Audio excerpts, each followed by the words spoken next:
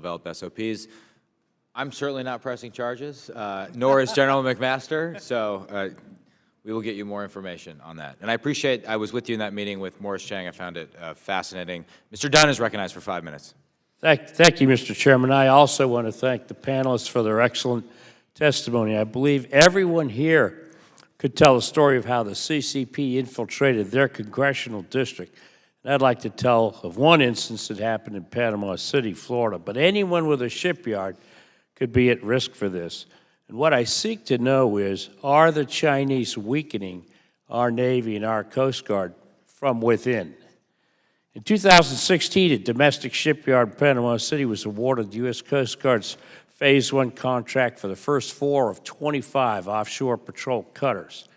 These cutters are being completed on time and on budget, despite Hurricane Michael's Category 5 devastation to our region. And the Coast Guard has repeatedly stated that the quality of these ships is as good or better than any they have. In spite of this success, the Coast Guard went on to award the OPC Stage 2 contract to another company, Austal USA, which is the largest shipbuilding contract the United States Coast Guard has ever awarded at $3.3 billion. This is the same Austal that was awarded the contract to build the littoral combat ships for the U.S. Navy. And as has been widely reported, these ships are plagued by cracked hulls, broken equipment, and technologies that just don't work. Now, you would think the Navy would be hesitant to award another contract to a company that delivered such faulty products, but Austal was also awarded a contract to design and build the Navy's fast expeditionary ships, also a failure.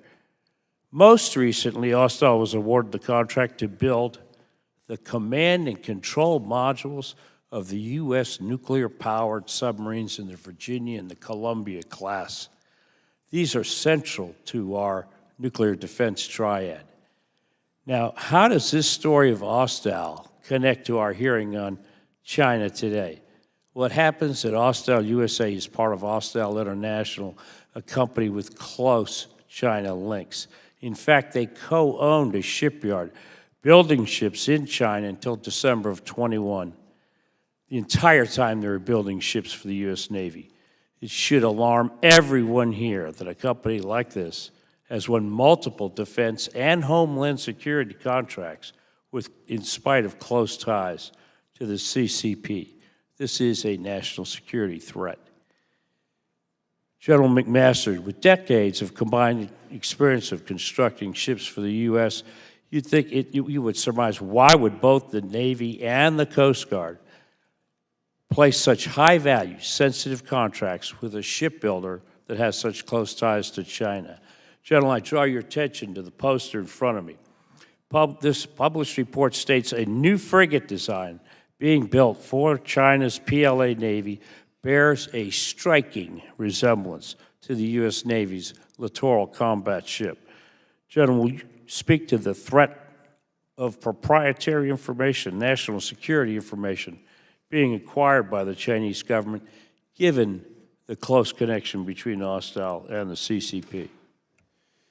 Well, Congressman, thank you for the question. I don't know the specifics in this case, but I do know that there are a lot of weapon systems that the People's Liberation Army is designed and fielded that look a lot like our designs and our capabilities.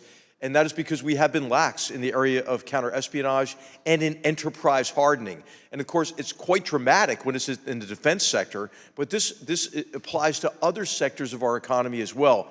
Defense-related technologies, but also technologies, as Mr. Paul knows, that are really critical to maintaining our competitive advantages economically as well. So I think it's incumbent, obviously, on your work and on the administration, but on the private sector themselves to really harden their enterprises against Chinese industrial espionage. And there are many ways to do it. There's cyber espionage, but also there's oftentimes penetration of MSS and agents or PLA scientists. There's the 1,000 Talents programs, where China recruits top scientists, many of whom have worked in our most sensitive labs, to then travel to China and essentially get debriefed to share their knowledge with essentially the party state and the People's Liberation Army. So there are many vectors of attack. We know for sure that if your front door is open, the MSS is coming in the front door. You know, if you bolt your front door, they're going to come in through the window. If you bolt your windows and put up screens, they're going to tunnel under your house. So it's incredibly important to take a holistic approach to enterprise hardening, certainly in our defense industry, in our defense labs, in our universities, but also just across the private sector, wherever sensitive technology or intellectual property is housed.